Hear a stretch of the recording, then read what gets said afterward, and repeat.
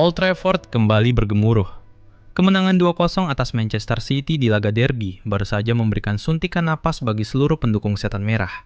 Di bawah kendali Michael Carrick, Manchester United seolah menemukan kembali percikan api yang sempat padam.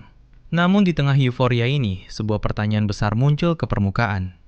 Apakah ini awal dari kebangkitan permanen, atau sekedar fatamorgana di tengah gurun pasir? Jamie Carragher, sang legenda Liverpool yang kini menjadi pengamat paling vokal, memberikan peringatan keras.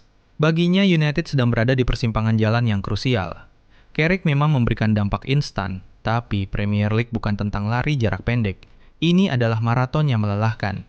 Carragher menegaskan bahwa untuk mengembalikan kejayaan United, klub tidak boleh terjebak dalam romantisme sesaat.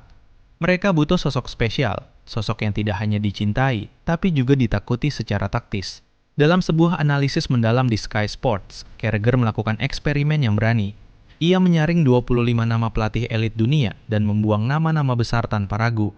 Jurgen Klopp dan Xabi Alonso dicoret karena alasan emosional yang tak mungkin dijembatani. Zinedine Zidane dianggap terlalu jauh dari realitas Liga Inggris. Bahkan Carlo Ancelotti pun tersisih karena dianggap tak lagi memiliki energi untuk sebuah proyek pembangunan ulang yang masif. Carragher menghantam inti permasalahan dengan satu pertanyaan jujur. Apakah saya percaya Michael Carrick bisa membawa tim ini menjuarai liga? Jawabannya adalah tidak. Baginya menjadi manajer Manchester United bukan hanya soal mengelola ruang ganti, tapi soal bertarung di level tertinggi melawan taktisi jenius dunia. Dari proses penyaringan yang kejam itu, hanya 4 nama yang tersisa di papan tulis Carragher. 4 gladiator yang dianggap mampu memikul beban sejarah Old Trafford. Nama pertama adalah Eddie Howe. Sosok yang telah mengubah Newcastle menjadi kekuatan yang disegani dengan gaya main menyerang dan kemampuan menghadapi tekanan media yang luar biasa.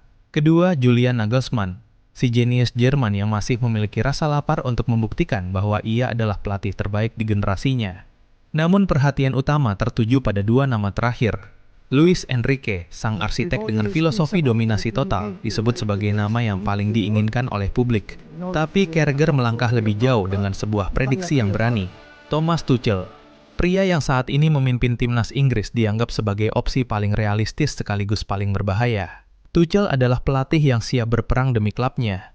Ia punya karakter kuat, ego yang besar, dan rekam jejak kemenangan yang tak bisa dibantah. Di saat yang sama, sebuah plot twist muncul dari Bundesliga. Nama Niko Kovac dari Borussia Dortmund tiba-tiba mencuat sebagai kandidat serius manajemen United. Dengan disiplin baja dan dukungan dari Direktur Teknik Christopher Vivell, Kovac menjadi bayang-bayang yang siap menerkam jika United memilih jalur stabilitas Jerman.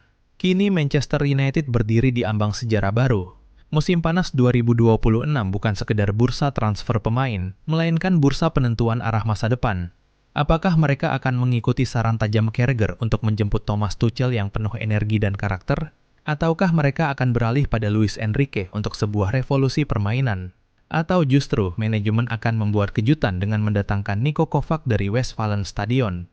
Satu hal yang pasti, kursi manajer di Manchester United tidak diperuntukkan bagi mereka yang hanya ingin mencoba.